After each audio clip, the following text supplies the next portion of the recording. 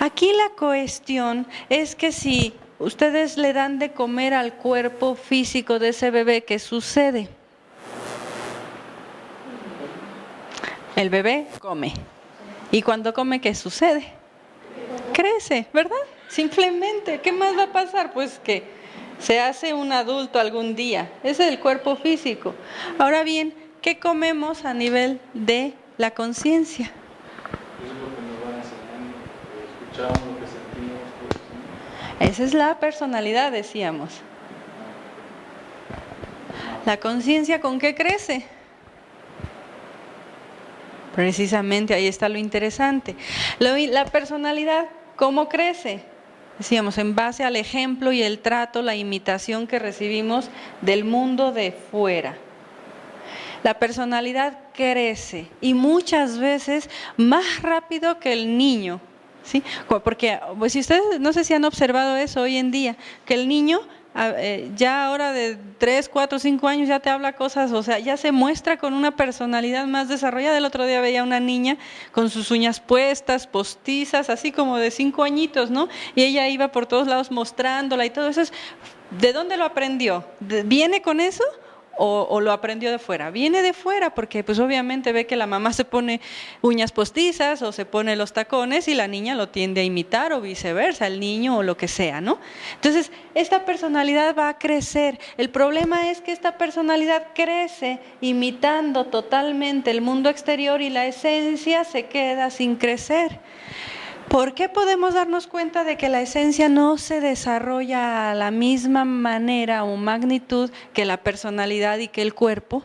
Precisamente porque cuando nosotros necesitamos utilizar los valores de la conciencia, aquellos están como desnutridos, digámoslo así, como frágiles.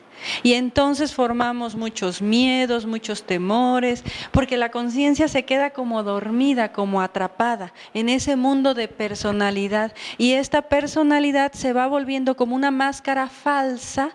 Y esto era el punto que hablábamos. ¿Por qué se va volviendo falsa? Porque no va mostrando la cara que verdaderamente corresponde a lo que somos, sino que va mostrando la cara que aprendió de la cara que ponen los demás. No sé si me doy a entender con esto. Entonces el problema con la personalidad es que la personalidad se va a volver, en lugar de una herramienta para que nosotros nos desarrollemos, que debería de utilizar la conciencia, se va volviendo una herramienta que nos va produciendo muchas veces un freno para nuestra conciencia.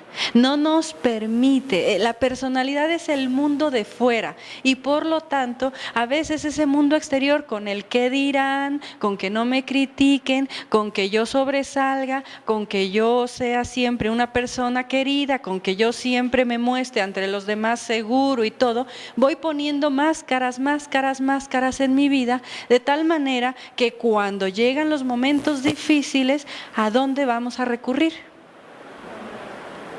¿Mande? A una máscara, pero el alma, la conciencia sufre mucho y en ese desequilibrio muchos problemas psicológicos que hoy en día son tratados por la psicología oficial, pero definitivamente porque nosotros no hemos tenido el cuidado de darle de comer al cuerpo, de comer al alma y de comer a la personalidad. El alma se alimenta, ahora vamos a ver al final, precisamente de esos valores que pertenecen a los estados de la conciencia superior. El alma dentro de nosotros es amor, es el conjunto de valores que no son temporales. El alma es el conjunto de valores que no nacen, crecen y mueren en una vida.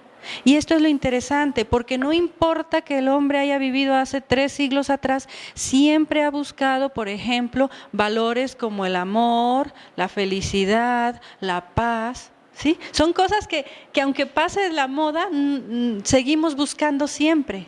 Son valores que aunque pase o que vivamos en un punto diferente del planeta Tierra con personalidades diferentes, siempre el ser humano va a buscar. Hay personas que se pueden comunicar aunque no hablan el mismo idioma, se pueden comunicar definitivamente sin necesidad de hablar el mismo idioma. Podemos poner otra silla aquí, o allá, donde sea. Sí, donde gusten. Entonces, los valores de la conciencia, el lenguaje de la conciencia ha quedado escrito en épocas antiquísimas en todos aquellos pueblos, en todas aquellas nobles verdades o nobles búsquedas del ser humano. Finalmente, ¿por qué una persona, por ejemplo, se casa?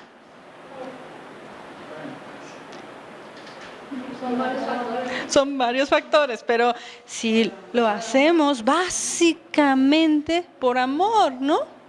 Básicamente por buscar el complemento, básicamente por no estar solo, básicamente por cosas. Ya después vienen los factores en donde entra la personalidad, ¿verdad? Y entonces ya cuando la personalidad no nos coincide, pues se vuelve un obstáculo para el alma. Pueden suceder dos cosas: que el alma diga, esta no es la persona para mí, pero la personalidad diga, no, pero me interesa porque tiene dinero, tiene un buen trabajo, me va a ir muy bien, ¿verdad? O puede suceder al revés, puede decir a nivel del alma, yo amo a esta persona, pero la personalidad dice, no, pero pues si él ni trabajo tiene y el otro tiene una empresa, ¿verdad? Pues ¿con cuál me va a ir mejor? Entre comillas.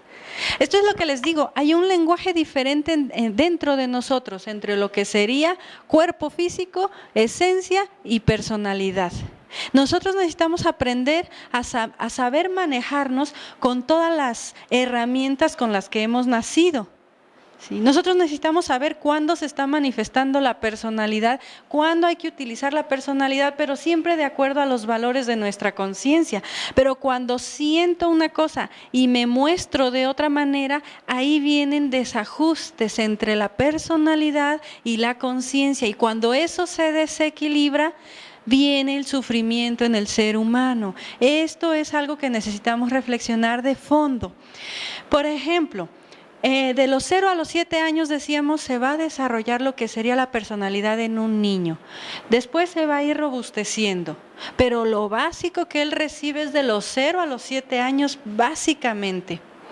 Si durante esa edad el niño, vamos a decir, observa que papá y mamá le dicen, por ejemplo, ven mi amorcito, ven a darle un beso a tu tía o a tu tío o a tu abuelo o a tu abuela, ¿verdad? O al vecino o a quien sea. El niño va y le da el besito a la persona que uno le dice.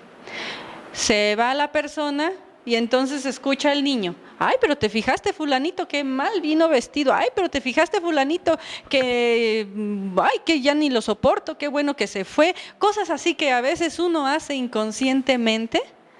¿Ustedes creen que se va a desarrollar correctamente la personalidad de ese niño? No, lo que nosotros vamos a tener es un desajuste después en ese niño y no, cuando lo veamos como adolescente vamos a decir, ay Dios mío, este niño es incontrolable, pero ¿dónde recibió las bases? Entre los pueblos antiguos, los griegos, por ejemplo, hablaban de que para desarrollar correctamente la personalidad había que combinar dos fuerzas que existen en el propio universo. Esto era, por un lado, la fuerza, por el otro lado, el amor. ¿Sí? Ellos decían que la madre era la representación básicamente de esa fuerza que llamamos amor en la naturaleza, mientras el padre debía representar los valores masculinos del universo. Y esto es también muy interesante porque si no había un equilibrio, entonces el niño no crecía con un ajuste tampoco correcto en su personalidad y por lo tanto le era más difícil desarrollar los valores de su conciencia. Es decir, que cuando la personalidad se desarrolla mal en nosotros, después no podemos utilizarla para manifestar nuestra conciencia o nuestro ser. Lo que vamos manifestando a través de la personalidad son los defectos psicológicos que ya estamos empezando a escuchar bastante en estas conferencias, ¿verdad? Entonces diríamos, ¿cuáles son los valores masculinos del universo a través de la fuerza? Que ellos representaron, por ejemplo, con un dios como Marte, por ejemplo, como símbolo masculino, vamos a suponer. ¿Sí? Podemos hablar de muchos pueblos, pero en este caso vamos a ponernos este ejemplo de los griegos.